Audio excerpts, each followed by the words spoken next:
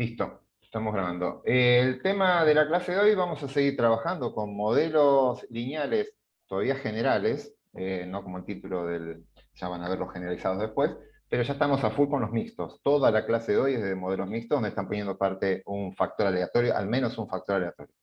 Vamos a ver un caso particular de estos modelos mixtos, que es el diseño de medidas repetidas. Es un caso particular y que tiene algo que hay que tener en cuenta, por eso lo de la charla de ahora.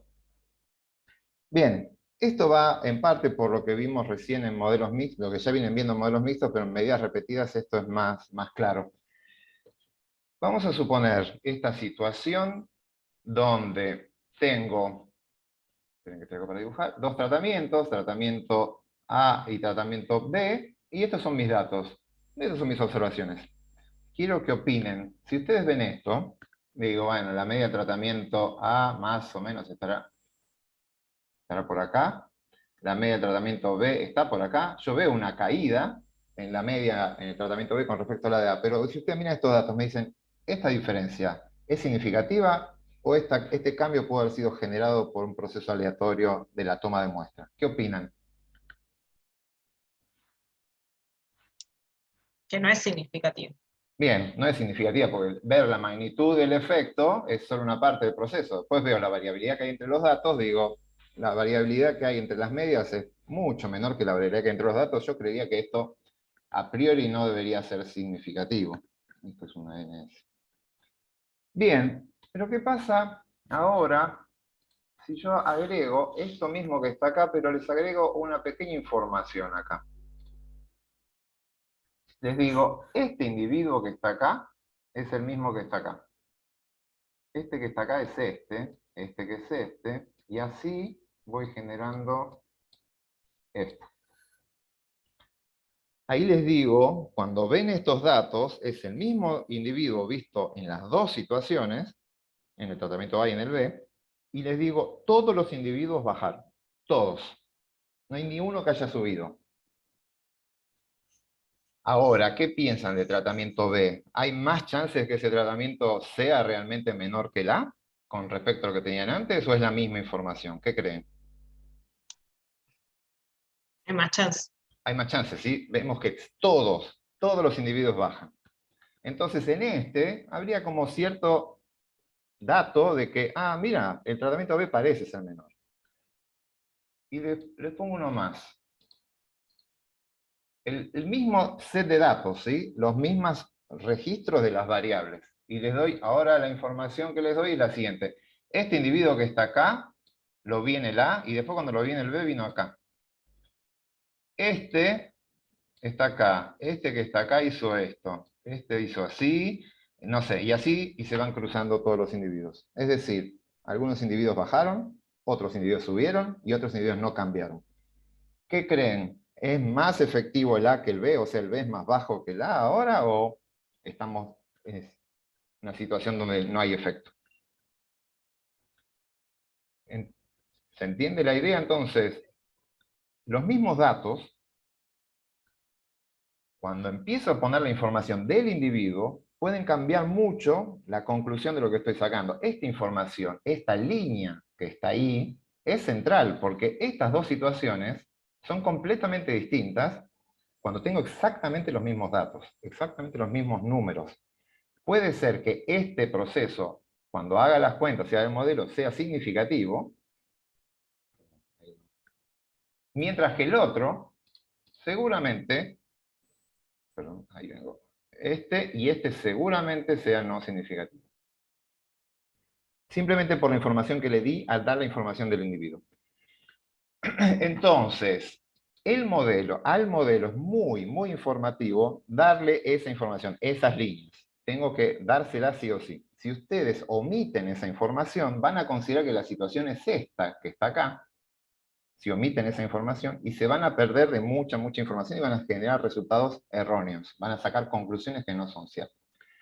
Bien, ¿cómo le damos esa información al modelo? ¿Cómo le decimos estas líneas celestes al modelo? Simplemente declarando al factor aleatorio. Ahí yo pondría al individuo como un factor aleatorio. Y le digo, este es el mismo sujeto, visto las dos veces. Entonces, cuando ponen un factor aleatorio, lo que están haciendo es darle esas líneas al modelo. y el modelo ya sabe lo que tiene que hacer después. Bien, el tema es, vamos a ver esto mismo ahora con un ejemplo, donde no solo lo medí 2 veces, sino que lo mido varias veces. Vean esto. Estamos viendo el efecto de los tratamientos de broncodilatadores para el tratamiento del asma. Las personas con asma se le da un broncodilatador para que puedan mejorar su respiración. Entonces tengo 72 pacientes, todos asmáticos, se los asigna en forma aleatoria a 3 drogas, la droga A, la B y el placebo, que es el control. Le miden el volumen expiratorio forzado, es cuánto puede respirar una persona, antes de administrar el tratamiento, ese es el valor basal, y después a intervalos de 1 hora luego de esta, hasta las 8. O sea, el basal a 1 hora, 2 horas, 3 horas. ¿Ven? Entonces, tengo una base de datos donde tengo el paciente 1, que la paciente 1 recibió la droga A, y acá están las mediciones basal y hasta las 8 horas. Y este es el volumen expiratorio. Bien. Acá definimos, como siempre, unidad experimental, variedad de respuesta. Lo que hay que tener una aclaración, fíjese que dice unidad experimental para el tratamiento. Para el tratamiento, ¿cuál es la unidad experimental acá? El paciente. Bien, el paciente, porque es lo que fue asignado en forma aleatoria el tratamiento. El tratamiento fue asignado en forma aleatoria a cada paciente. Y acá hay que hacer esa salvedad porque es la unidad experimental a nivel de tratamiento. Pero después, dentro del mismo paciente, yo tengo varias observaciones, ¿sí? Pero bueno, a nivel de tratamiento, ¿quién fue asignado al proceso que me interesa estudiar? Es el paciente. La variable de respuesta en este estudio, ¿cuál sería? El volumen de respiratorio forzado. Bien, el volumen expiratorio es cuánto largan los individuos. En principio es una variable cuantitativa continua, ¿sí? Entonces, la potencial distribución de probabilidades, ahora, entre todos los ejemplos que estamos viendo en esta parte de la materia, siempre vamos a suponer que es normal. Entonces, vamos a trabajar con un modelo general como los que venimos trabajando antes. ¿Cuáles son las variables explicatorias? Y de cada variable explicatoria, díganme de qué tipo de variable es, cuantitativa, cualitativa, o sea, si vamos para comparación de medias o regresión, y si es de efectos fijos o aleatorios. ¿Cuál detectan? La droga, que es de Bien, tipo quali, bien. La droga, que es de tipo cualitativo, con 3 y es fijo. niveles, y es Fijo. perfecto, es fijo. No elegimos drogas al azar. Elegimos estas 3 drogas, y las conclusiones las vamos a sacar sobre estas 3 drogas. ¿Y qué otro? El tiempo. El tiempo. El tiempo es una variable de efectos fijos o efectos aleatorios. Puede ser que fijos. Es fijo, ¿sí? A mí me interesa ver esos tiempos que fueron los que yo medí. No elegí tiempos al azar. No estoy teniendo el tiempo como una variable de control, donde hubo unos que medí el mes pasado y otros el mes que viene en forma aleatoria. No, acá me interesa el tiempo 1, 2, 3, 4, 5 y hasta 8. Ese es otro efecto fijo, con 9 niveles, basal más 8 horas. Eso es fijo. Voy a sacar conclusiones sobre esos 9 tiempos. ¿Y qué más? ¿Alguna variable explicatoria más? Y el paciente, Bien, paciente es una variable explicatoria porque tengo varias observaciones del mismo paciente. y acá sería aleatorio.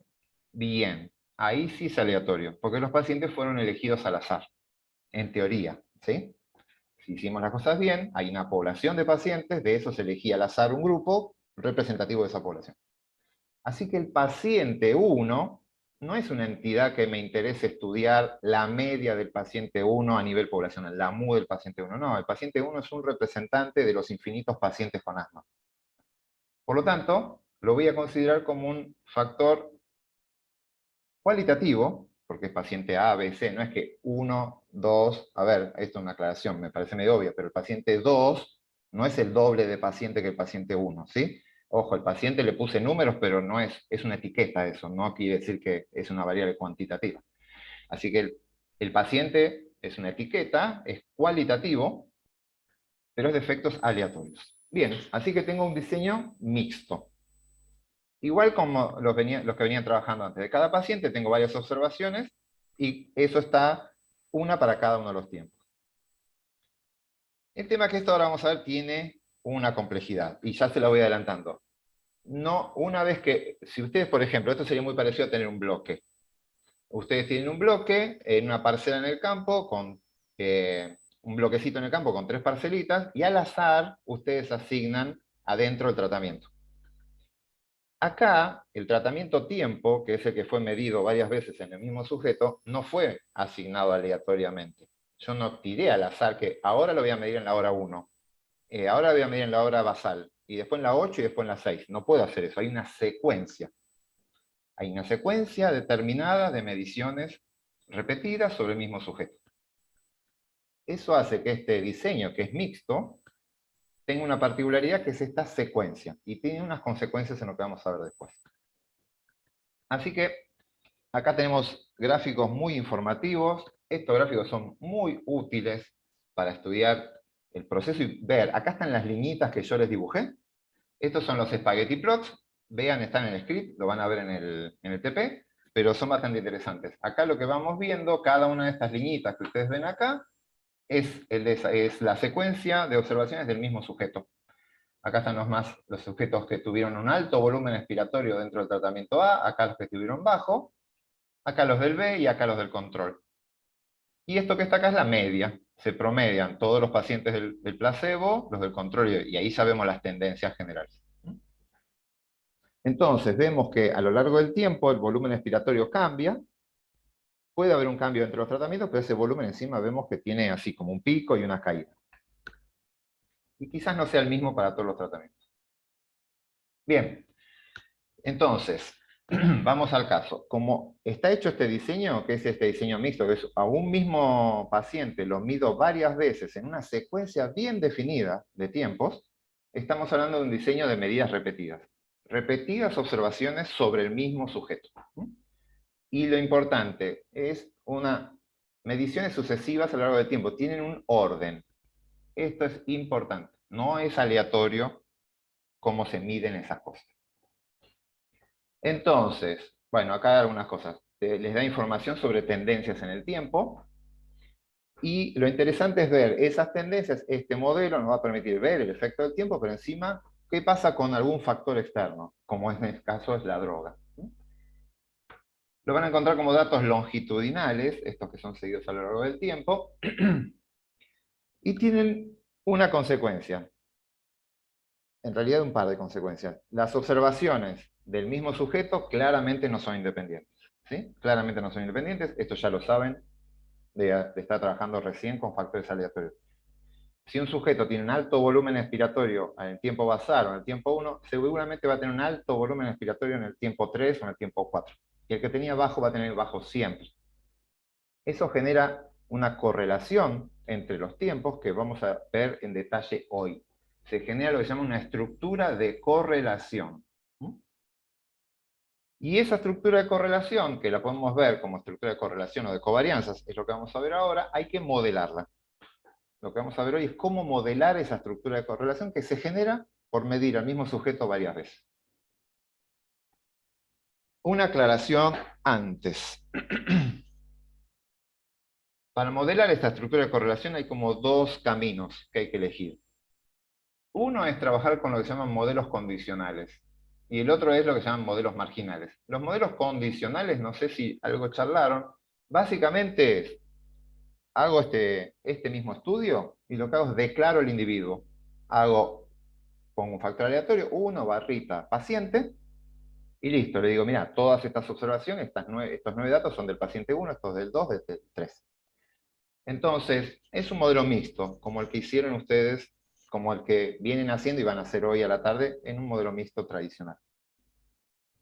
Eso lo van a usar con la librería LME o LMR, o sea, estas son las funciones. LME viene de la librería NLME, y esta de la LM4, no importa, lo van a ver en el TP, pueden modelarlo así.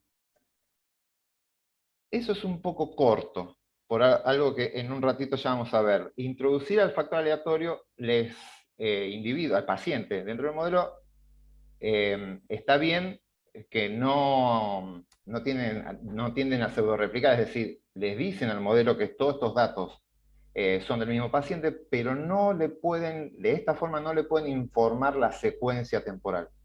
No tienen forma de decirle al modelo qué medición vino antes y qué medición vino después, con esta estructura. Si quieren modelar esa estructura un poco más finamente, y vamos a ver las ventajas de eso en un momento, hay que trabajar con estos modelos marginales. En el modelo marginal, lo que hacemos es, hablamos de la parte fija del modelo, como siempre, pero en vez de poner al sujeto como factor aleatorio al paciente, vamos a declarar una estructura de correlación.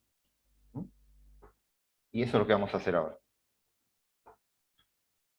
Eso lo vamos a trabajar con la librería GLS, que es la misma con la que modelaron varianzas. Bien, vamos al grano con esto de qué es el efecto de haber medido varias veces a un sujeto que no lo tienen los otros modelos. Acá está la base de datos en formato wide. En formato long era el que estaba antes. ¿Cómo pasar de un formato long a wide? Está en el script, lo pueden ver en el TP. Básicamente antes teníamos todos los datos uno abajo del otro. Teníamos una variable respuesta que era el BEF y todos los datos abajo. Acá lo que hice fue pasar a cada hora una al lado de otra y tomar como que cada medición de cada hora es una variable distinta. Entonces acá tengo los 10 primeros pacientes, son 72 pacientes, ¿sí? Pero acá están los 10 primeros que Droller les tocó y acá todas las observaciones de este renglón son del mismo paciente. Esta es del paciente 2 y así debería tener 72 renglones esta base de datos. ¿Qué gano haciendo esto? Hacer estos grafiquitos muy, muy interesantes. Esto es con la librería ggplot, con la función ggplot. A ver, veamos esto. Acá esta librería nos tira en la diagonal la distribución de la densidad de mis datos, cómo son, si son simétricos o asimétricos. Pero fuera de esa diagonal me empieza a mostrar el gráfico de dispersión donde veo el efecto basal, cómo se relaciona con el dato a una hora. Basal 1 hora, basal 2 horas y demás. Voy a sacar el basal del medio porque el basal es antes del tratamiento y después viene el tratamiento y eso rompe las correlaciones y todo lo demás. Vamos a enfocarnos qué pasa después de que apliqué el tratamiento, es decir, desde 1 hora en adelante. Y quiero que presten atención a estos datos acá.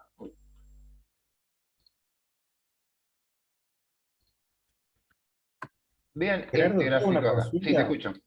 Perdón. Cuando tenés las horas, Sí. ¿da lo mismo que quede como carácter o como factor? ¿O tiene que estar como uno de los dos? ¿Y cuál? Siempre te conviene factor. El carácter a veces lo toma y a veces no. Una forma importante es cuando cargas los datos muchas veces te los toma como carácter. Sí. Yo lo que recomiendo, pasen as factor todos los caracteres. No hay ventajas a la hora de modelar variables trabajando como carácter y sí como factor. Claro, El porque acá en carácter el es bueno script, si querés modificar la variable, si querés pasarlo a tiempo o cambiarle algo. Ahí sí es bueno el carácter, pero para modelar es mejor claro, el factor. por acá el script pasó paciente como factor, Sí. pero tiempo no, deberíamos pasarlo. Sí, en general el tiempo cuando ves un factor fijo lo toma como factor y en algunas veces te tira un cartel warning y te dice esto fue forzado a factor y otras veces no. En ese no debe haber problemas, pero por las dudas, si son sus datos, hagan el esfuerzo, se hace un script que pasan todo a factor y no van a tener problemas. Gracias. Bien, quiero que vean esto.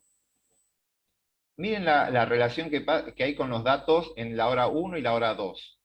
Esto lo que ven acá es, este es el paciente, un paciente que tenía un bajo volumen expiratorio a la hora 1 y también lo tiene a la hora 2. Acá, este paciente de acá tiene alto volumen expiratorio a la hora 1 y también lo tiene a la hora 2, porque es el mismo paciente. Entonces lo que pasa es que uno tiene esta relación de datos. No hay pacientes por acá, porque eso sería un paciente que tuvo un bajo volumen expiratorio tiempo 1 y uno muy alto en el 2. Eso no ocurre, no cambia tanto la gente. Esto hay que informárselo al modelo. Uno no puede decir al modelo que estos son datos aleatorios donde el modelo esperaría que sean todos puntos dispersos al azar. Eso no ocurre. Fíjense, acá el mismo gráfico da, esta es la 1 con el 2, acá el 2 con el 1, tienen la correlación que tienen estos datos. Esa es la correlación que hay entre el tiempo 1 y el tiempo 2.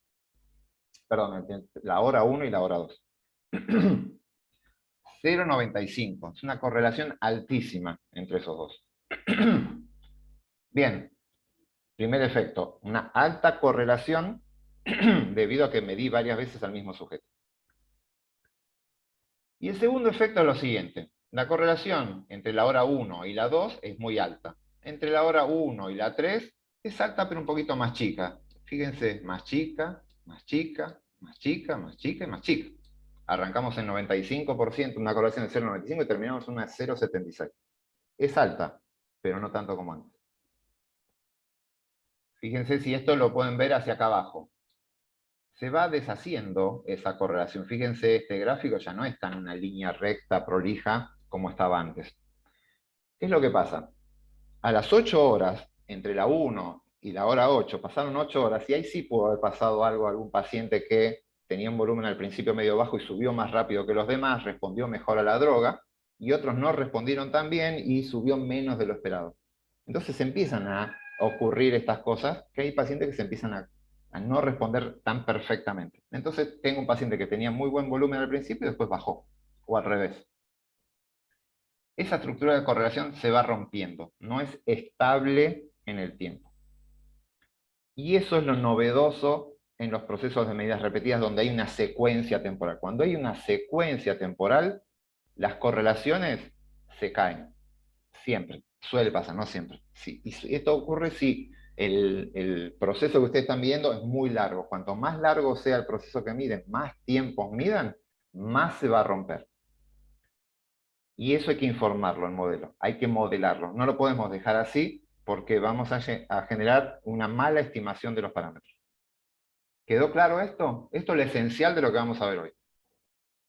Si tienen dudas, consultas, es ahora.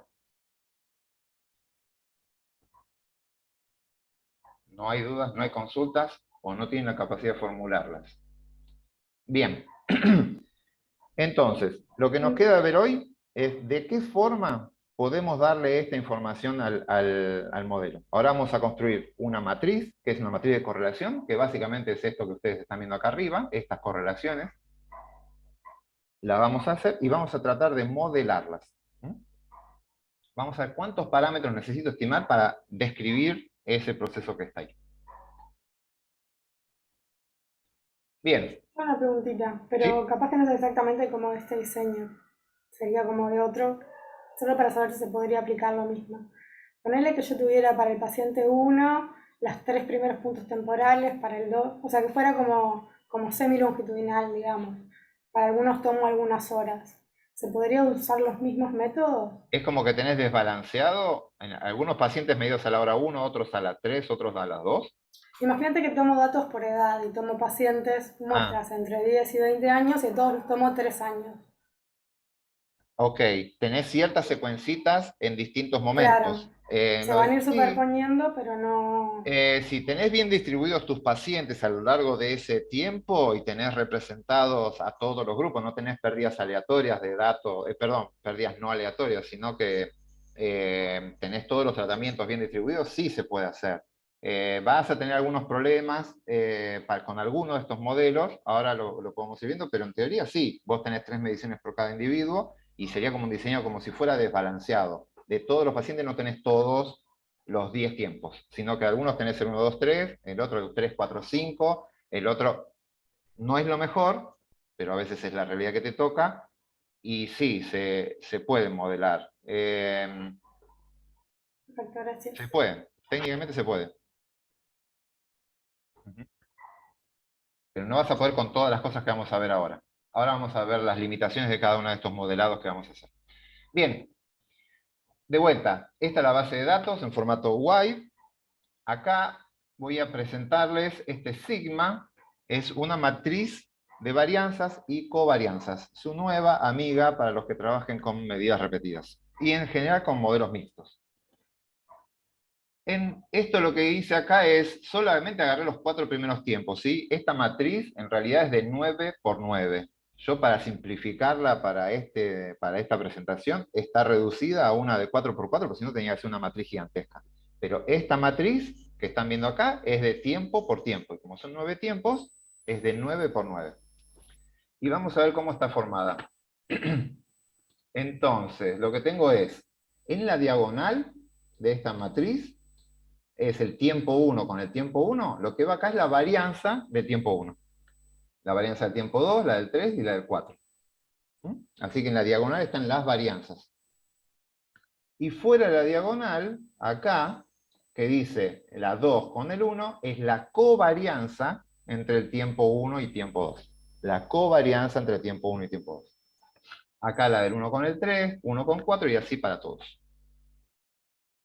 Y aclaro, esta matriz es simétrica. La 1, 2 es lo mismo que la 2, 1. Por lo tanto, este dato de acá es exactamente el mismo que este.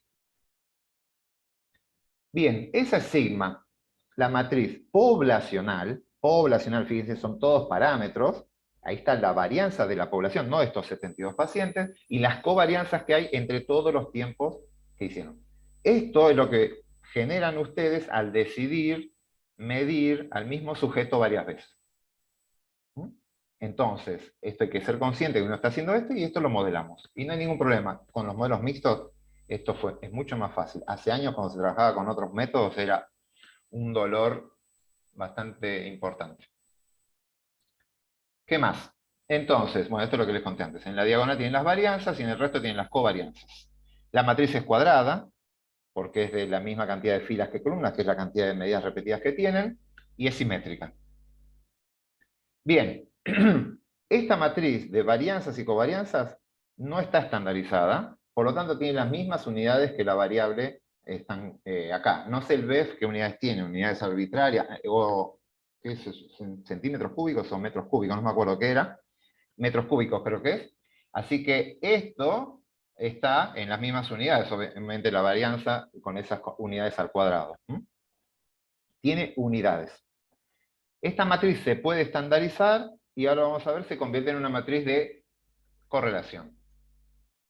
Litros. Gracias, Adriana. Está en litros. Así que estos tienen las mismas unidades. ¿Está en litros o litros al cuadrado? Perfecto.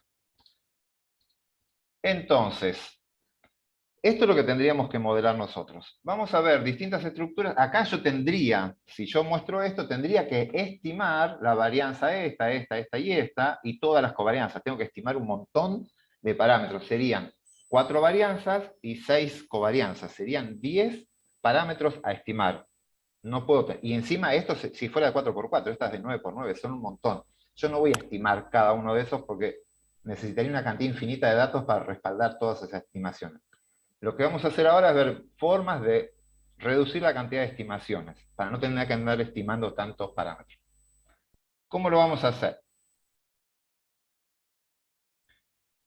Vamos a ver distintas estructuras de esta matriz de covarianzas. La simple, simetría compuesta, autorregresiva. Bueno, vamos a ir viendo cada una ahora. Así que vamos directamente a verlas, más que nombrarlas. Esta es la matriz más simple que se van a encontrar. De hecho, se llama la matriz la simple, como su nombre lo indica. Básicamente se basa en la diagonal, tengo las varianzas de cada tiempo, y si lo asumo homocedástico al proceso, cada tiempo tiene la misma varianza, no hay heterocedasticidad, esta es una única varianza que se repite a lo largo de toda la diagonal. Y por fuera de la diagonal tengo ceros. Esta situación se da en diseños donde no hacen medidas repetidas, justamente. Si ustedes, en vez de medir al mismo sujeto todos los tiempos, miden a sujetos distintos, algunos sujetos en el tiempo 1 y otros en el tiempo 2, generan esta estructura. ¿Por qué? Porque ya se rompe la correlación entre tiempos, porque no hay un individuo en el tiempo 1 que lo mido después en el 2 para ver el que es chico y el que es grande es grande. No está. El sujeto 1 del tiempo 1 es distinto del sujeto 1 del tiempo 2. Por lo tanto, el gráfico, cuando quieran hacer ustedes el gráfico, ese el ggper que les mostré antes, de tiempo 1, tiempo 2, no sé, el sujeto 1 del tiempo 1 tenía un valor alto, es otro sujeto en el tiempo 2. Así que puede tener un valor alto, puede tener un valor bajo, y esto va a dar una nube de puntos totalmente aleatoria. Simplemente ni siquiera tiene sentido hacerlo, porque nada, son sujetos distintos. Pero si lo quieren hacer, le va a dar una nube de puntos así, y esto le va a decir que no hay una correlación entre los tiempos. La correlación es 0. Y ahí, perdón, y ahí sigma es el mismo para cada comparación, cada T1 tiempo. con T1, T2 con T2, claro. Sí. Es el mismo sigma. Acá estoy asumiendo homocedasticidad, es el mismo, pero Está bien. no, ya ustedes son estudiantes más avanzados y saben que esto no es una restricción. Puede pasar que ese sigma no sea homogéneo, ya lo vimos. Entonces, tienen la opción de, por ejemplo, modelar, ponen un weight a su modelo, y lo que van a hacer es poner un variedent, y lo que van a calcular es una varianza para cada tiempo. Un variedent por tiempo, perfecto. Cuando hacen un weight con variedad por tiempo en un modelo de todos datos independientes, que es lo que hicieron la clase pasada, la matriz de varianza y covarianza que están haciendo es esta que ven acá, sin saberlo. Pero nadie les dice que es una matriz de todos ceros. Lo que miramos es que las varianzas sean homogéneas. Este era el supuesto, ¿se acuerdan? Varianzas homogéneas en este, y en este modelamos y estimamos una varianza para cada tiempo. Nunca les contamos que había todos ceros acá, porque no hacía falta. A partir de ahora, se los presentamos así, en forma completa. Estamos hasta acá. Esto solo ocurre si son todos datos independientes. Ahora, Gerardo, sí, una pregunta. Esa matriz es por droga. bien, matriz perfecta, de- buena pregunta. Esta matriz, en realidad, lo que tenemos que asumir es que todas las drogas van a generar la misma matriz. Entonces se hace primero una prueba de que las matrices esas son homogéneas, se juntan, y esta es una matriz pooleada. Es como una matriz de los efectos del tiempo, que la varianza y demás, como que no está afectado por la droga. Si llega a estar afectado por la droga, es un poquito más complejo. Es una matriz pooled, esta. Yo tengo otra duda, capaz que es algo medio... Si yo voy a un sitio y tomo 5 muestras, por ejemplo, de vegetación, 5 cuadratas, Sí. un número, y al tiempo vuelvo y tomo otras 5, pero yo no marqué dónde estaba esa muestra, Bien. sino que al azar otra vez. Sí. Ahí no lo puedo tomar ni como que son el mismo, ni como que son No, totalmente... pero tenés una forma de hacerlo, es una forma más compleja. Ahí la medida repetida no la tenés. A ver, dijiste tenés sitio, y en el sitio tengo parcelitas, por ejemplo. Por ejemplo, pero que no las dejo fijas, que No, voy no, y está bien. tomo Se 5 datos entiende. y después voy. La parcelita se mueve dentro del sitio, pero el sitio no se mueve, el sitio es el mismo. Claro. Por lo Exacto. tanto, la media del sitio sí se mide repetidas veces. Bien. Entonces, vos tenés, esta matriz la tendrías para la media de cada sitio. Ah, Y ok. después tenés la variabilidad dentro de ese sitio, que son las parcelitas. Bien. Entonces se le puede decir que tenés una medida repetida, pero a nivel no de la parcela, sino a nivel del sitio. Y ahora vas a ver cómo se pone. Ajá, bien. Sí, pero la medida repetida la tenés. Si vas a la misma Sí, sí. parcela, eso es lo que tenés que pensar bien, qué es lo que hiciste y cómo traducir eso en los modelos. Con las herramientas que le estamos dando, ese es el trabajo. Bien. Bien, entonces, esta es la matriz más barata del mundo. De todas las que van a ver, es la más barata. ¿Cuántos parámetros estimó este modelo? La primera de las matrices que están ahí. Para esta parte, ¿no? Después está toda la parte fija. Ah, no, 1. 1. Una sola varianza. Y todos los valores tienen ese mismo número en la diagonal y todos ceros. La 2, ¿cuántos parámetros estimó? Sí, 4. 4, ¿sí? Con el variedén estiman 4 parámetros. Acuérdense, el variedén ya tiene que estimar una varianza que es la del sitio de referencia, la del tiempo de referencia sería, y después estima 3 más. Así que en total estima 4. Son matrices baratas todavía. Vamos a empezar a complejizar esto. ¿Qué pasa si yo medí sucesivas veces al mismo sujeto? Ya esto no ocurre. Lo que ocurre es esto que les mostré antes. Tengo una diagonal con varianzas y covarianzas por acá. Eso sería la situación inicial. Bajo ciertas circunstancias, hay una matriz que es bastante barata, que es la que vamos a llamar de simetría compuesta, que es, a ver, acá hago una pequeña aclaración. Las covarianzas se pueden convertir en correlaciones. Hay una relación entre la correlación y la covarianza. De hecho, la correlación es una covarianza estandarizada. Entonces, yo tengo la covarianza, lo divido por la varianza. Si esto es homocedástico, esta fórmula es la que vale. Y entonces, esta es la forma de la correlación. La correlación es simplemente cuánto covarían los datos dividido por varianza. Y así lo estandarizo entre -1 y 1. Las correlaciones van entre -1 y 1 y las covarianzas van entre los valores de la variable que tome. No está estandarizado. Entonces, hablar de una matriz estandarizada es hablar de varianza y covarianza estandarizada, es hablar de una matriz de correlación. Entonces, esta matriz que es de covarianza la voy a convertir en una matriz de correlación. ¿Cómo lo hago? A partir de esta formulita. Como esto está correlacionado, la covarianza es la correlación multiplicada por la varianza. Paso varianza para el otro lado multiplicando. Entonces, puedo escribir lo siguiente. Varianzas en la diagonal, y en vez de poner covarianza, pongo correlación por varianza. Simplemente hago eso. Esta estructura, acá no le puse subíndices, nada, pero si esta estructura cumple ciertas condiciones, se puede modelar fácilmente. ¿Qué condiciones tiene que cumplir? La siguiente. Si el diseño es homocedástico, si el proceso es homocedástico, todas estas varianzas son iguales. Y todas estas varianzas deberían ser las mismas, porque en todos lados hay una sola varianza, no hay distintas varianzas. En todas las estimaciones la varianza es la misma. Por lo tanto, si el sistema, el proceso que estoy estudiando es homocedástico, puedo sacar la única varianza acá y la saco de factor común.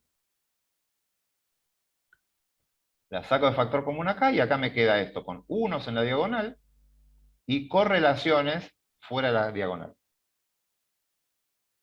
Y esta que está acá es la matriz de correlación, en un proceso homocedástico. Y encima, primer supuesto, homocedasticidad.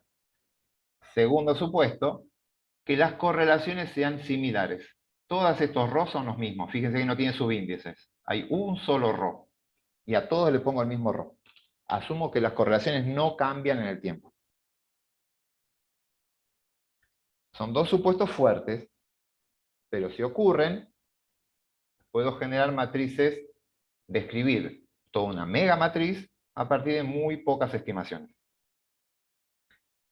Solo tengo que estimar una varianza y una correlación. Y a todos le pongo la misma correlación. Bien. Esto ya le mostré en el ejemplo nuestro con 9 tiempos. Es muy difícil de creer que la correlación entre el tiempo 1 y el tiempo 2 sea la misma que entre el 1 y el 5 o entre el 1 y el 9. No es así, nunca pasa eso. Así que esta matriz no serviría. Pero hay situaciones en las que sí sirve. Si tienen pocos tiempos, el proceso que están viendo es muy rápido y no se llegan a cruzar los individuos. Puede ocurrir. Y en la otra situación en la que ocurre es cuando trabajan con bloques. Si ustedes están trabajando con bloques, en donde miden sucesivas veces a un... Esperen que no puedo encontrar esto. Si ustedes tienen una parcelita, en donde aplican los tratamientos, acá aplican el A, acá el placebo y acá el B, en otra parcelita que está ubicada en otro lugar, aplican de otra forma el B de A, ustedes inducen una estructura de correlación haciendo eso de bloques, porque si este bloque es muy productivo, todos sus valores van a ser altos, y si este bloque es poco productivo, todos sus valores van a ser bajos. Entonces va a haber una correlación entre el B, el A y el P. Van a estar correlacionados. Pero esa correlación se va a mantener constante. La correlación que hay entre A y B es la misma que entre A y P y entre P y B. Porque acá están aleatorizados, no hay una secuencia. No hay por qué esperar que la correlación entre esto que genera medir esto acá, en este sujeto tiene este orden, pero en este sujeto tiene otro orden. Es B con P y P después con A. Uno está más cerca del otro en un bloque y en el otro bloque uno está más alejado del otro. Entonces, a la larga, la correlación entre los distintos tratamientos va a ser siempre la misma. En cambio, si yo en vez de aleatorizar así, hago en todos los bloques, hago A, B, P, hago otro bloque en otro lugar, A, B, P, y en otro siempre hago A, B y P, la correlación entre A y B va a ser más fuerte que la que hay entre A y P, porque están más lejos en el espacio. Entonces puede ser que haya algún ruido espacial y me rompa esa correlación. Entonces, esta estructura no va a servir. Moraleja. Si generan una estructura de correlación, pero aleatorizaron la forma de medir a los individuos, como puede pasar en un aleatorio, esta estructura sirve, porque uno asume que las correlaciones se mantienen constantes en el tiempo. En el tiempo, no, perdón, entre los distintos tratamientos que se midieron en el mismo sujeto. Que solo ocurre cuando tienen bloques, o en un diseño que se llama parcelas divididas.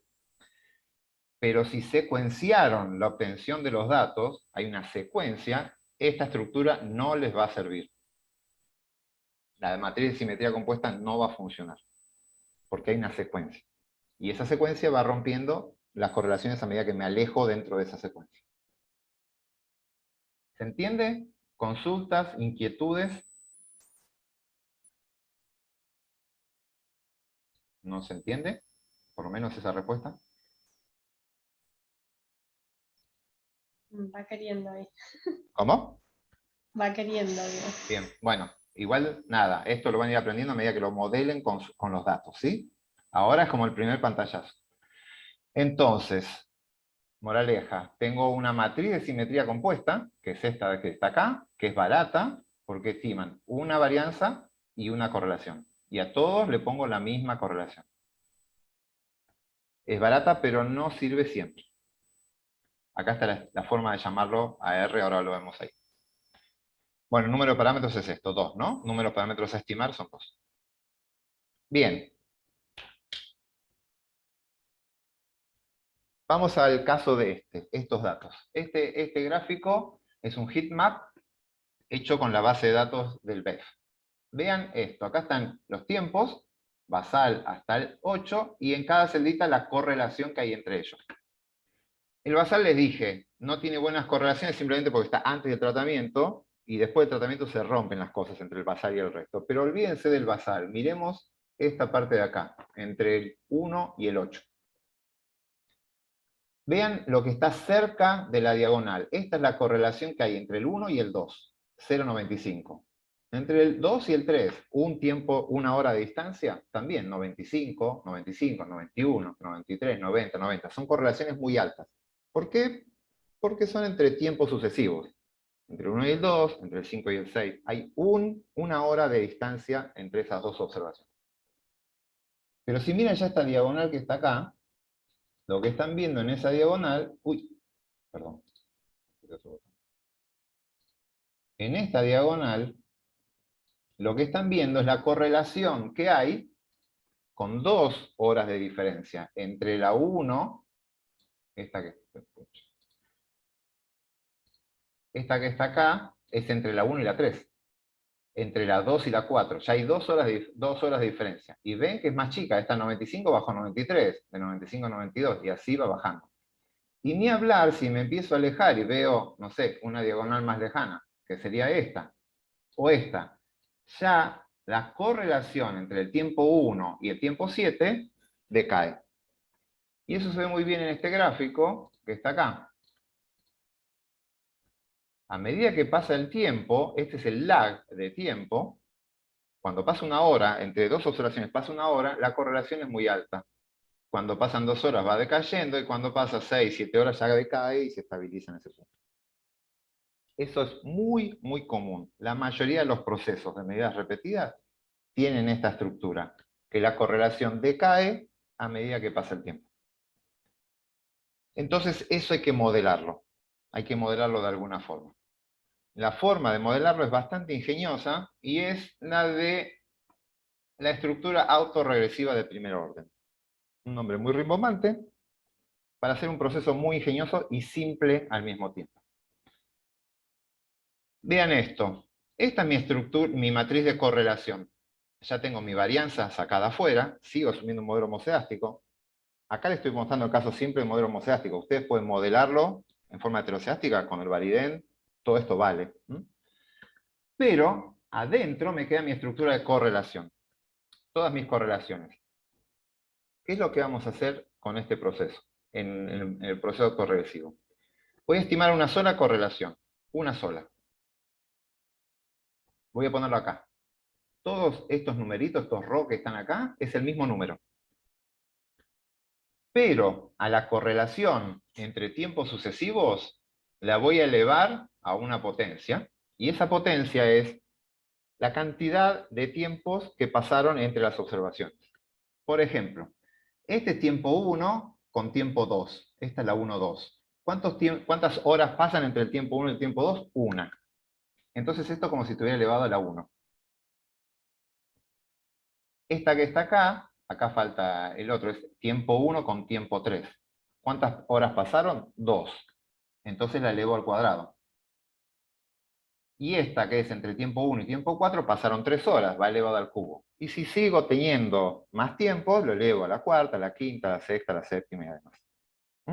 El exponente de esto va aumentando a medida que aumenta la distancia entre las observaciones.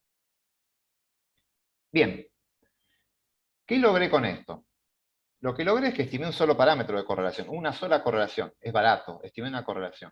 Pero al elevarla a estas potencias, lo que hago es lo siguiente. Vamos a suponer que entre el tiempo 1 y el tiempo 2 hay una correlación de 0,7. Tengo una correlación de 0,7. Cuando haga la tiempo 1 con tiempo 3, va a ser 0,7 al cuadrado. 0,7 por 0,7 me da 0,49. Como es un valor menor que 1, una correlación siempre es un valor menor que 1, y en general son correlaciones positivas lo que se espera acá encima, pero bueno, no importa, son valores menores que 1. Al elevarla al cuadrado, la bajé. Bajé esa correlación. Entonces, esta matriz, que acá va a tener un 0,7, acá va a tener un 0,49. Y cuando la eleve al cubo va a bajar más. Entonces, lo que voy a generar, al final de cuentas, estimando un solo parámetro, va a ser una matriz que a medida que me aleje, va a ir bajando. Como está elevada a una potencia, y esa potencia va subiendo, la caída es exponencial. La caída, con el tiempo, cae exponencialmente la correlación. Y eso lo logré en una forma muy, muy barata. Estimé una única varianza y una única correlación. Simplemente lo elevo a estos números. Y esos números no los tengo que estimar, dependen de la distancia entre las observaciones. Gerardo, ¿Sí? una consulta. Sin embargo, es tremendo, ¿no? Porque al ser potencia, baja muchísimo. Sí. Es así. Lo que decís es completamente cierto. Baja muchísimo. Y a la ¿Y novena, hay una manera de modular esto? sí. O Ahora me vamos a refiero ver a qué qué. pasa, porque, Sí, ah, te escucho. no, porque en el ejemplo este de asma no baja tantísimo, digamos, baja, pero Sí, mirá que cuando estás en 0,9 bueno, la caída es baja, ¿eh? El 0,9 baja a 0,81. Después te va bajando más, ¿sí? sí. Ahora la vamos a ver. Cuanto más alto es el valor, menos va cayendo, más lento cae al principio. Y después empieza a caer más fuerte. Pero esta es una forma, la más barata de todas las formas de modelar esto. Este proceso lo obliga a que caiga la correlación en una forma exponencial, estamos totalmente de acuerdo. Sin embargo, en mi experiencia y en la experiencia de muchos, es muy, muy buena la forma que modela esto. La mayoría de los procesos ajustan bastante bien a esta estructura. Es muy utilizada. Cada vez que metan el tiempo en algún lado van a ver la palabra autorregresivo. Y esto es autorregresivo de primer orden. Está teniendo en cuenta por cada salto de una vez. Después hay de segundo orden que tiene en cuenta 2 saltos de a 2. Hay otras estructuras, pero esta es la clásica. Autorregresivo de orden 1 es que cada vez que subo un nivel, me alejo una hora, subo en una unidad el exponente. Es ultra común, muchos procesos temporales se modelan utilizando esta estructura, y la gran ventaja es que puedes trabajar con matrices muy grandes en el tiempo y estimando una sola ρ. Eso es impagable. Porque en general, cuando trabajamos con medidas repetidas, es raro que uno tenga miles de datos. Tiene miles de medidas repetidas, puede ser, pero no tengo miles de individuos que lo siguen en el tiempo. En general tengo pocos individuos seguidos a lo largo del tiempo. Y eso hace que no pueda estimar muchos parámetros. El tema de tener pocos datos es que las estimaciones No puedo estimar muchos porque van a tener poco respaldo en cantidad de datos. Bueno, esta es una forma de ahorrar. Es una estructura muy, muy barata y que ajusta muy bien a los procesos biológicos en general. ¿Se entiende? ¿Se entiende la estructura entonces? Vamos a ver. ¿Sí? Ah, no, fue un sí, perdón. Bien, ahora van a venir las salidas y demás. Les cuento todas las estructuras que hay y después pasamos a ver las salidas de los modelos. Si la autorregresiva no funcionó, porque la caída no era exponencial, como justamente estaban consultando recién, ¿qué pasa si esto es muy bruto, como decae la correlación, y mi proceso biológico no tiene esa caída, o se mantiene constante la correlación y cae a partir de la tercera hora, o vuelve a subir la correlación después, lo que sea, siempre tienen la opción de recurrir a la matriz desestructurada. ¿Qué sería la matriz desestructurada? Y decirle, estímame todo. Estímame una varianza para cada tiempo y estímame una covarianza para cada par de tiempos. Entonces, le pueden decir, estímame todo esto. O sea, va a tener que estimar los 10 parámetros. 4 varianzas y 6 covarianzas. Esto pueden optar por 6 covarianzas en forma homocedástica o en forma heterocedástica, ya sería el sumum, que estime los 10 parámetros.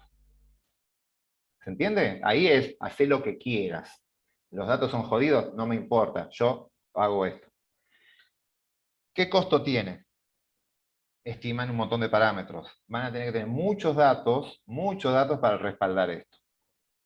Piense que estamos hablando de 10 parámetros a estimar solo para la parte aleatoria, de matriz de varianza y covarianza. Después tienen toda la parte fija, y si tiene una parte fija muy grande con interacciones ahí tiene un montón de parámetros. Por lo tanto, esto es caro. Pero bueno, si ustedes tienen suficientes datos para respaldarlo, no hay ningún problema, lo pueden hacer. ¿Estamos? Acá está la forma de llamarlo en R, ahora lo vamos a ver. Bien, ahí terminamos con las distintas estructuras de correlación. Esas son todas, hay más, pero estas son las que cubren un espectro bastante amplio.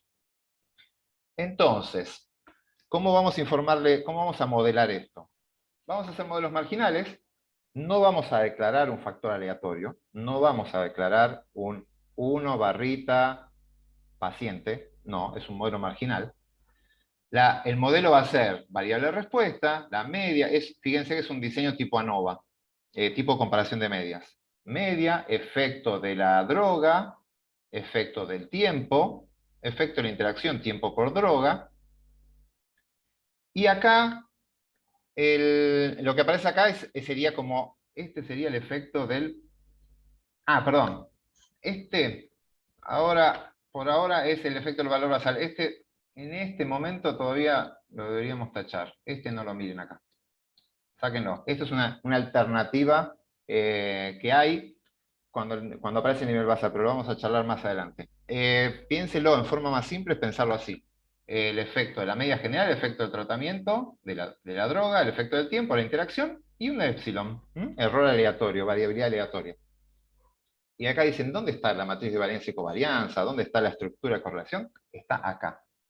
Cuando ustedes declaran el epsilon, los errores aleatorios siguen una distribución normal, con una media cero, pero con una matriz de varianzas y covarianzas. Ya no hay una varianza, como decíamos antes. Ahora hay una matriz de varianzas y covarianzas, o, en su defecto, una matriz de correlación.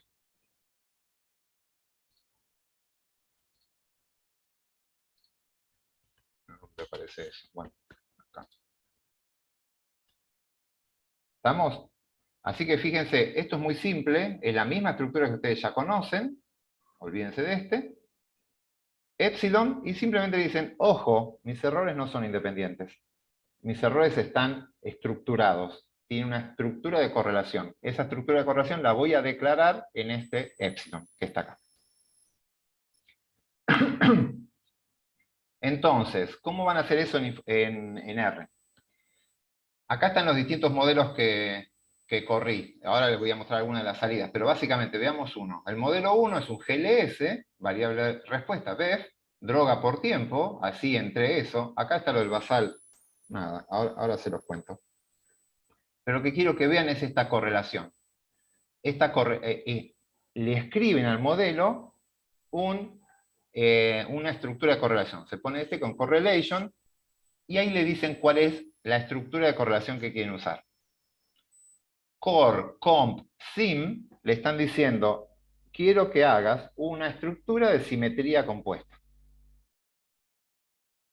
Eso le están informando al modelo.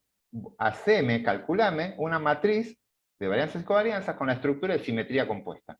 Y acá le tienen que decir a quién están midiendo repetidas veces. ¿Sí? Form 1/paciente. Quiere decir que la medida repetida está a nivel del paciente. Y esto ahí es donde entraría lo que preguntaba esta chica, que tenía sitios y parcelitas. Ahí debería poner sitio.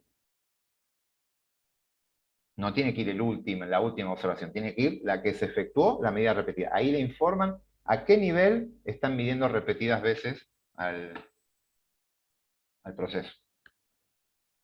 ¿Se entiende esta estructura? Es simple. Fue toda esta introducción larga y todo lo que sea, pero el proceso a modelar es muy simple. Y miren esto, el modelo 2. Lo mismo, ves todo esto, correlation, simetría compuesta a nivel de paciente, pero además no estoy conforme con eso. Le voy a poner un weight y le voy a poner un variden para cada tiempo. Entonces hice una estructura de simetría compuesta, pero en la diagonal, en vez de tener todos la misma varianza, cada uno tiene una varianza distinta.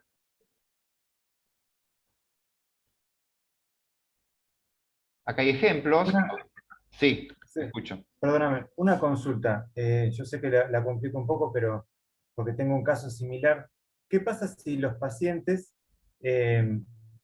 estuvieran, por ejemplo, pacientes de una ciudad y pacientes de otra, por lo tanto, tendrías que indicarle al modelo? ¿Qué pones? Después del 1/, pones ciudad. No. ¿No? No, a ver, vos, ciudad es un factor aleatorio o un factor fijo, ¿lo estás tomando al azar o fijo? Ahí viene una de las preguntas. Si tenés pocas ciudades y las conclusiones son Si para fuera esas pocas aleatorio. ciudades, lo pones acá No, como fijo, a la ciudad la pones acá. Y tendrías y si distintas fuera ciudades, así como tenés aleatorio, distintas drogas, tenés distintas ciudades. Y eso va a la parte fija.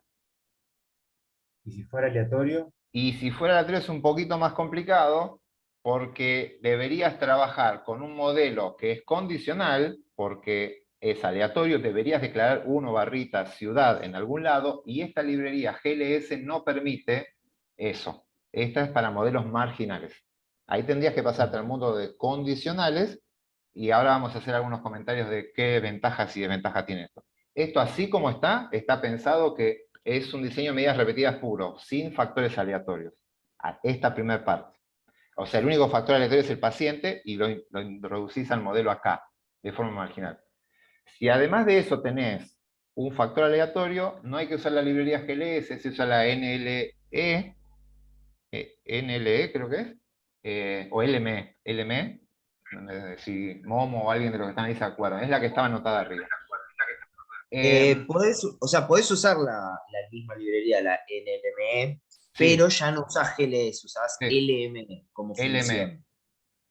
Y ahí la librería LME ya es un nivel más complejo, en donde es un modelo marginal y condicional a la vez. Eso le estamos subiendo a nivel, fuera de lo que estamos viendo ahora, ¿sí? Entonces ahí modelarías parte aleatoria y parte de estructura de correlación. En general eso ya es un poquito más complejo, pero se puede hacer. Este está Bien, gracias. pensado solo modelo estructura de correlación. Bien, vamos a seguir con esto entonces. Acá abajo está el ejemplo de cómo entrar en un autorregresivo. CORR1, correlación autorregresiva a nivel 1, de vuelta a nivel paciente. Correlación autorregresiva de orden 1, pero con varianzas desiguales. Le agrego un validem. Y acá la desestructurada. El modelo 5 es, calculame una para cada cosa. Y eso es CORSIM. Ojo que no es CORCOMP-SIM, es CORSIM. No sé por qué le pusieron esto, parece simétrica o algo así, pero es desestructurada. ¿Estamos? Entonces, ¿qué es lo que van a hacer ustedes? Tiene que una estructura de correlación temporal.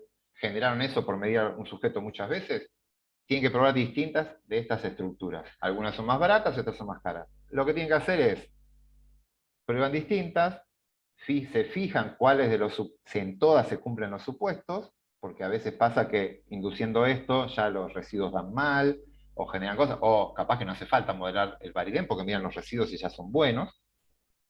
Eso es la misma estructura de siempre. Van corriendo distintos modelos. Los modelos que tengan, que cumplan los supuestos, o sea, que los residuos sean correctos y demás, son modelos válidos, los vamos a rankear. Y vamos a comparar los modelos en función de cuál es más verosímil y parsimonioso. ¿Qué usarían para rankear modelos? ¿Cómo rankearían modelos? Ahí sí. A y C. Exacto. Entonces, nada, corren todos estos modelos con las distintas estructuras que se les ocurra, miran los supuestos de todos, y de los que tienen buenos supuestos, los rankean por A y C. Y eso es lo que hacemos. Eso está acá. Acá está, rápidamente, ¿cómo estamos de tiempo? Tenemos 20 minutos, estamos fenómenos. Es hasta la 1, ¿no? Sí. Vean el modelo 1, el de simetría compuesta. Acá está la IC, BIC y demás. Les sale un cartel, estructura de correlación, aparece acá. Simetría compuesta. A nivel de paciente. Y les estima un ρ. Lo que está haciendo, acuérdense, era esta estructura. Una varianza única, que la saca de factor común, y todos ρ acá abajo. Y unos en la diagonal. Entonces, lo único que les tira es hasta acá. El summary llega hasta acá. Esto que está acá abajo se los agregué yo. Solo tiene que darles un ρ, 0.765662. Y miren, si yo le pido con esta función getVarCode al modelo 1, que tome, que me dé la matriz de varianzas y covarianzas, hace esto. Si la miran, tiene una diagonal con un valor que es 26938. Esa es la varianza de cada tiempo, que es homocedástico, así que está en todos lados igual. Y esto que está acá, le pedí la matriz de covarianza, esto que está acá es la covarianza, 0.26. Pero ven que todas es la misma. A todos le puso el mismo número. Acá está la forma de pasar de la covarianza a la correlación. ¿Sí? Fíjense, para yo llegar a la correlación, a la estimación de la correlación, lo que tengo que hacer es la covarianza dividida por la varianza. Es la forma de estandarizar una covarianza y llevarla a una correlación. Entonces, si agarro la covarianza, que era 0.2626, y la divido por 0.269, me da 0.766, que es lo que me dio acá. Un solo número, una sola correlación, una sola varianza. Dos parámetros estimados, y con eso modelé una matriz gigante que tienen acá, que es esta. Toda esta, que es de, acá no está el basal, es de 8 por 8 en este caso. Muy barato. Ahora vamos a ver qué tan bueno es, qué tan verosímil es este modelo. Y así puedo hacer lo mismo para las otras. Esto es simetría compuesta con varianzas desiguales. Acá está el ρ, y encima está el varidén, que me modula las varianzas de cada tiempo. Entonces, con esto puedo reconstruir las varianzas de cada tiempo. Y así sucede. Después corran en el script y van a ir viendo las distintas salidas.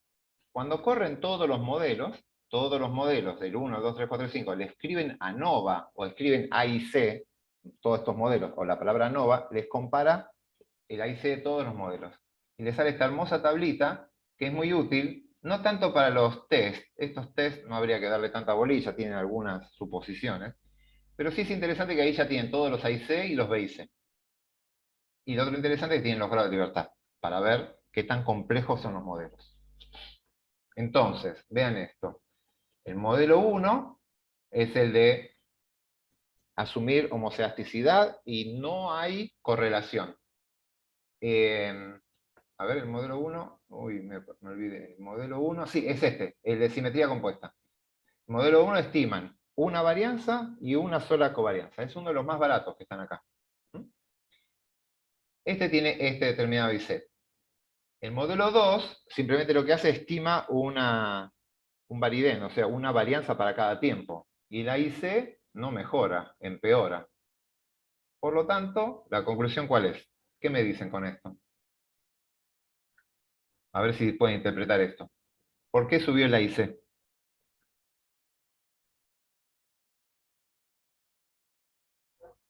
¿Alguien se da cuenta? Mucho Aumentaste, número.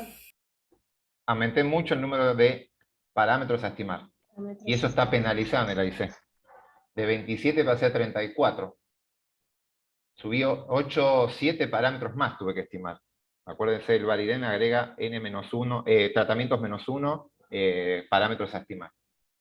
7 parámetros más para estimar. Y eso lo penalizó, y la penalización fue, la verosimilitud no mejoró tanto como para compensar el costo de la pérdida de parsimonia.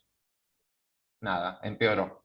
Ahora, el modelo 3, el autorregresivo. Estimé un solo RO en el autorregresivo. Es barato.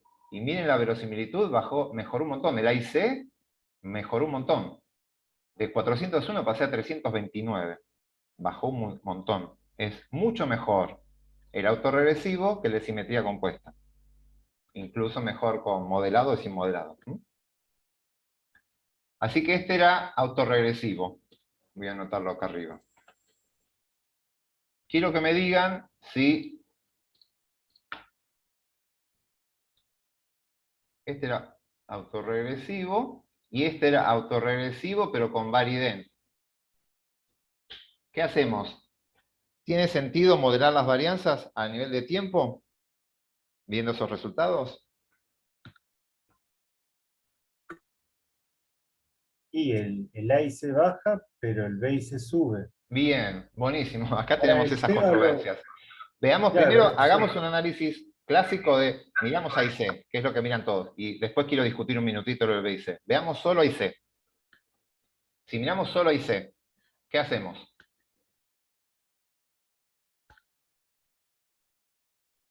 va bien. Bien, Mejora. valdría la pena modelar las varianzas. Hay que modelar las varianzas. Obviamente tendríamos que habernos dado cuenta, mirando los residuos, que el modelo 3 debería haber cierta heteroceasticidad y la deberíamos haber visto, si no, no se justificaría ver esto. Pero si yo miro a IC, el 329 baja a 324, baja 5 puntos el AIC. Es una linda caída. Hay números mágicos que dicen a partir de 5 ya son modelos distintos. Y dentro de 5, AIC de diferencia, es como el mismo modelo. Pero acá que estamos modelando varianzas, eso se lo usa cuando agrego o saco una variable. Cada mejora en el AIC, en el modelado de una varianza o de una covarianza, es una mejora. Siempre hay que quedarse con el mejor AIC. O BIC. Ahora vamos a ir hacia otro punto. Si yo miro AIC, esto mejora. Así que digo, mira, pago un costo caro, tengo que estimar 7 parámetros más. Pero la verosimilitud mejoró muchísimo y conviene pagar ese costo. Bien. Y después el modelo 5. El modelo 5 era el desestructurado, que estime cualquier varianza. Fíjense, la cantidad de parámetros se fue al demonio. 54 parámetros a estimar. 20 parámetros más que este. De 34 pasé a 54. ¿Por qué? Porque ahora tengo que estimar todos estos datos de todo lo que está fuera de la diagonal. Sin embargo, viendo ahí C, ese modelo mejoró. Así que la verosimilitud mejora tanto al poner uno desestructurado que compensa la pérdida de parsimonia. Si yo soy AICista, me baso en AIC, este es el mejor modelo. ¿Estamos? Ahí terminaría su día y trabajan con eso, hacemos los contrastes, ahora está todo, y después vemos el efecto del tiempo, el efecto de lo demás, toda la parte fija. Pero, como justamente comentaron, lo que pasa con AIC no pasa lo mismo con BIC. BIC tiene un comportamiento distinto. ¿Y por qué BIC tiene un comportamiento distinto? Porque les dije, penaliza más la complejidad. BIC le gusta más la parsimonia. Y este ejemplo es un ejemplo donde no van igual, el AIC y el BIC. De hecho, si yo elijo por BIC, si elijo por BIC, el mejor modelo, ¿cuál es? ¿Cuál elegirían si son BICistas? Modelo 3. El modelo 3. Este es el mejor, el menor BIC. ¿Sí? Yo tengo que elegir el menor. Así que el menor BIC es este. Por lo tanto, por BIC yo elijo este modelo. Y por AIC elijo este. ¿Qué se hace en esos casos? No es fácil la respuesta, cada uno tiene opiniones distintas. Estas diapos las armó Adriana, ella hizo todo este ejemplo y demás, y fíjense dónde marcó Adriana el mejor modelo, acá. Si siguen estas diapos, van a ver que todo está trabajado con el modelo 5. Usan el modelo 5 para hacer los contrastes, hacen todo con el modelo 5. Yo, si fuesen mis datos, usaría el modelo 3. Para mí la complejidad en estos modelos, está bien que tiene 70 y pico de datos, pero estimar 54 parámetros con 74 individuos me parece una locura. Para mí no va. Es menos de dos datos por parámetro. Después tiene muchas observaciones, ¿sí? La matriz es mucho más de 72, pero datos reales independientes son 72. Entonces, yo penalizaría más la complejidad y elegiría, que me ha pasado, y elegiría el autorregresivo, que es el que propone Beice. Pero ahí ya va en gustos, y van a encontrar foros de personas que son beicecistas y personas que son aicecistas, y van a encontrar grieta hasta en eso. Entonces, básicamente lo que pasa en estas situaciones es que cada uno decide qué mostrar. Entonces, yo lo que hago, mi opinión es, veo los dos modelos. Si los dos modelos presentan el mismo resultado, si mis resultados son robustos al modelo 3 o 5, o incluso el 4, porque es un medida autorregresivo, pero con modelado de varianza. Si los resultados son robustos a la elección del modelo, ahí elijo el que quiero, no me importa. Porque el proceso que voy a contar, el relato que voy a armar a partir de este modelo es el mismo. Entonces, ahí lo mejor es elegir el más simple, o el que más fácil se publica. Ahí soy pragmático. Lo más fácil de contar. Pero tengo que estar seguro, repito, de que la información que me dan estos modelos, el cuento que me cuentan estos modelos sea el mismo. Si el modelo cambia, si el resultado cambia cambiando el modelo, y ahí hay que evaluarlo muy, muy bien. No sé, ahí habría que ir viendo, o informaría a los dos. Informaría el resultado común, y después diría, ojo, pero este resultado depende de cómo modele la varianza. Habría que tomar más datos o hacer otro análisis independiente para validar este resultado final. Y lo declararía. Hay que declararlo eso. Entonces, eso que le estoy contando es un análisis de sensibilidad. Hago distintos criterios que fui tomando. Si tomo el criterio de B y C, llego a este resultado. Si tomo el criterio de A y C, llego a este resultado. Comparo los dos resultados. Y digo, mis resultados son robustos al criterio del A y C, B y C. Genial. Se pone una frase en resultados, en materiales y métodos de eso. Si mis resultados no son robustos a esa elección, ahí es un poquito más complejo y yo diría, declaro la parte común y después digo, ojo con esto, ojo con esto. ¿Se entiende? Sí. Perdón, Gerardo, ¿se puede hacer model average para Para estos modelos, no, eso es cuando, cuando... cuando tenés diferencias en el modelado de este tipo de cosas, pero no en los parámetros? Ponele.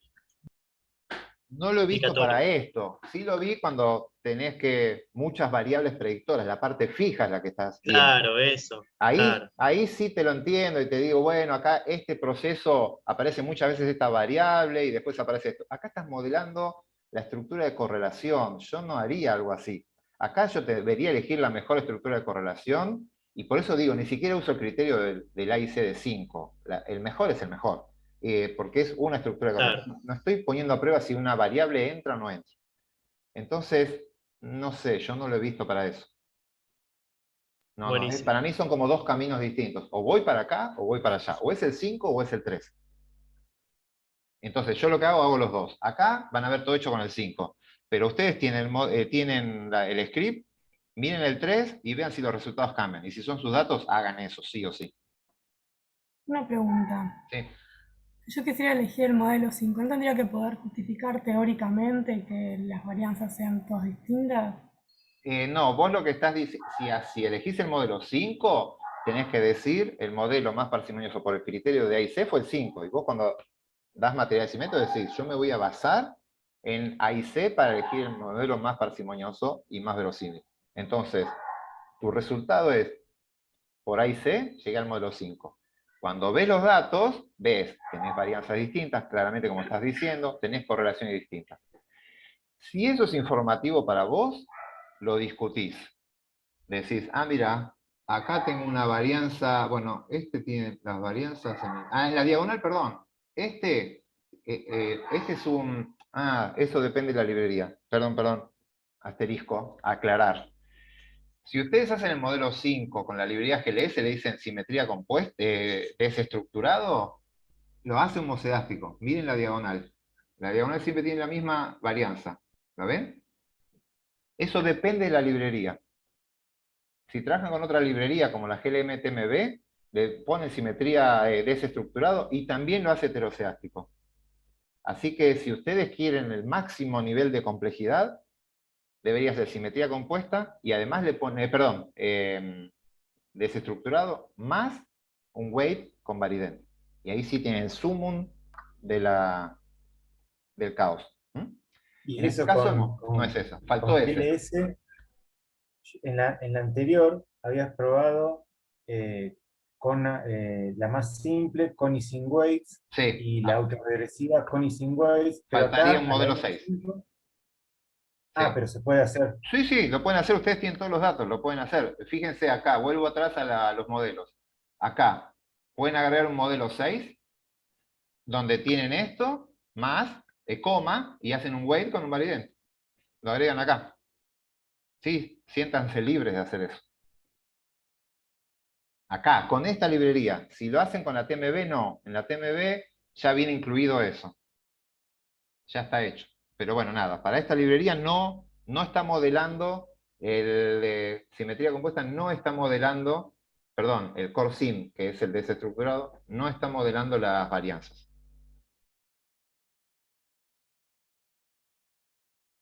Bien, ¿estamos más o menos hasta ahí? ¿Qué nos queda? Una aclaración con respecto al modelo condicional. Voy a volver al modelo condicional para que entiendan, a ver, ¿se acuerdan cuando arrancamos? Le dije, está el condicional y el marginal. Marginal, la gran ventaja del marginal que pueden optar por simetría compuesta, desestructurado, autorregresivo y demás. Si van por el lado de los modelos condicionales, es la variable respuesta, el efecto, la media, el efecto de la droga, el efecto del tiempo, la interacción, y van a agregar acá un efecto, fíjense que no es un alfa ni un beta, es un B, eso es un efecto aleatorio del paciente. Entonces, tiene una variable de efectos aleatorios que es el paciente.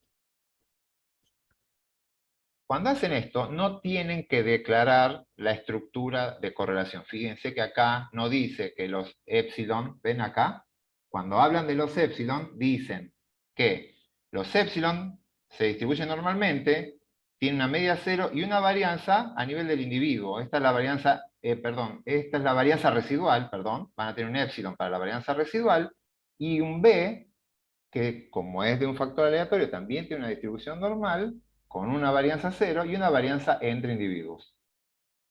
De esa forma ya está declarado la dependencia entre las observaciones del mismo sujeto. Básicamente lo que le dijeron al modelo es, ojo, todos estos datos vienen del sujeto 1, todos estos del 2 y estos del 3. Y eso va a aparecer acá, un factor aleatorio que es el sujeto. Bien, acá no pueden modelar la estructura de correlación. La mala noticia de esto es, no lo pueden hacer. El modelo tiene una sola forma de, cuando le dan esto, automáticamente hace una estructura de simetría compuesta. Repito, si ustedes informan al modelo simplemente tiene un factor aleatorio, automáticamente el modelo hace una estructura de simetría compuesta y no la pueden modificar. Entonces, esto debería darles igual, hacer esto les debería dar igual que hacer el modelo, creo que era el 1. Es exactamente lo mismo.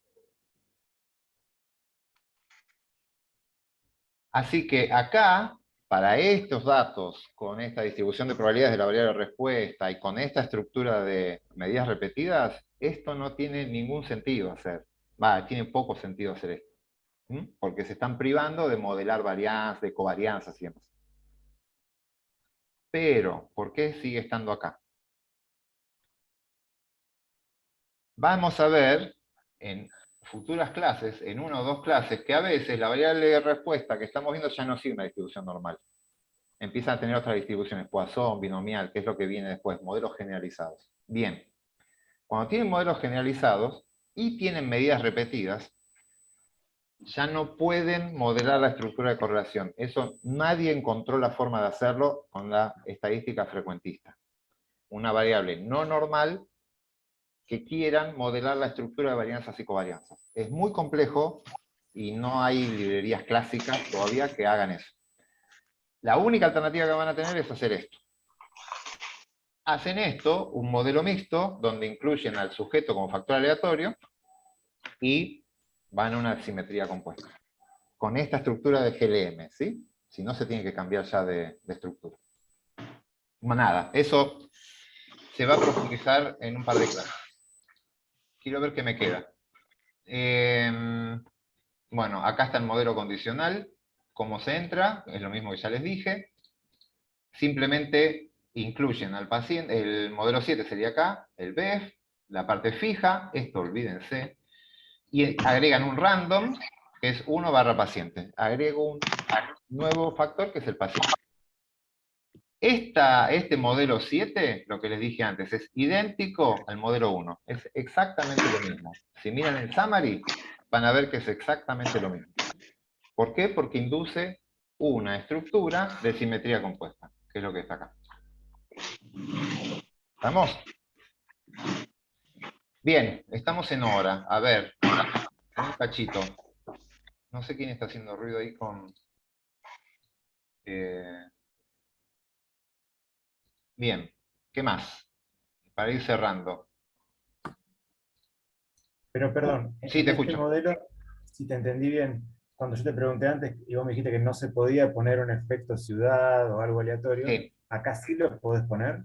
En esta parte sí podrías sumarlo y lo podrías poner acá. Ese sería como la otra. Igual, para esa parte, si tu variable es normal, está la librería que te decía Momo, la NLE, y te permite lo mejor de los dos mundos. Todavía podés hacerlo. Podrías ¿Cómo se trabajar con llama? un... MLE. NLE. Ahora creo que hay algún ejemplo después. Ah, Lo vamos a ver algo de eso. Sería como mezclar correlación con random en un mismo modelo. Hay una librería que te lo permite, pero sí la variable es normal. Si tu variable no tiene una distribución normal, ya no se puede hacer eso. Bien, quiero que veamos esto. Bueno, acá están los residuos, más o menos ajusta todo bien. Este es el modelo 5. Y lo único que nos queda es hacer los contrastes. Ahora es empezar a ver la parte fija. Ya que modelamos toda la parte de varianzas y covarianzas, bueno, veamos el ANOVA del modelo 5. Y básicamente lo que se ve, olvídense el basal. Bueno, ahora les voy a explicar 2 segunditos qué es esto del basal. Bien. Lo que queda ya es una ANOVA de 2 factores clásico. Clásico. Ustedes verían la interacción primero. Si la interacción es significativa, hacen contrastes de interacción o efectos simples a nivel de fila o a nivel de columna. Exactamente lo mismo que harían con el otro. Hacen E-means. Por ejemplo, acá están viendo el E-means del modelo 5 de la droga, pero para cada tiempo. ¿Ven acá? Droga barra vertical tiempo. Entonces lo que me va a decir es, compara las drogas para el tiempo 1, compara las drogas para el tiempo 2, para el 3, para el 4 y para el 5. Eso es un efecto simple a nivel de tiempo. Si lo que les interesa más es comparar los tiempos, hacen al revés. Ponen tiempo barra droga y va a comparar los tiempos para la droga 1, comparar los tiempos para la droga 2 y comparar los tiempos para el placebo. Y ahí pueden hacer todas las conclusiones que quieran hacer. Creo que no queda nada más. Bueno, estas son las preguntas y ahí termina. Ahora, quiero hacer solamente este comentario del tiempo basal. Si ustedes trabajan con unos datos que tienen esta estructura, basal, y después tiempo 1, 2, el tratamiento, el tratamiento droga se aplicó acá, en un momento entre el basal y el 1, acá. Entonces, lo que uno espera, que a tiempo basal todos los individuos sean iguales, todos los tratamientos deberían ser no significativos, porque es antes de la droga. Y las diferencias aparezcan después del tiempo basal, o sea, tiempo 1, 2 o 3. ¿Qué genera eso? Se condenan a una interacción, porque en el basal van a ser iguales y en algún punto de los tiempos van a ser distintos. Entonces el efecto del tiempo, perdón, el efecto de la droga cambia con el tiempo. ¿Sí? Simplemente porque pusieron el basal ahí. Una alternativa, que es la que hizo Adriana acá, que aparece basal ahí, es sacar el basal de acá.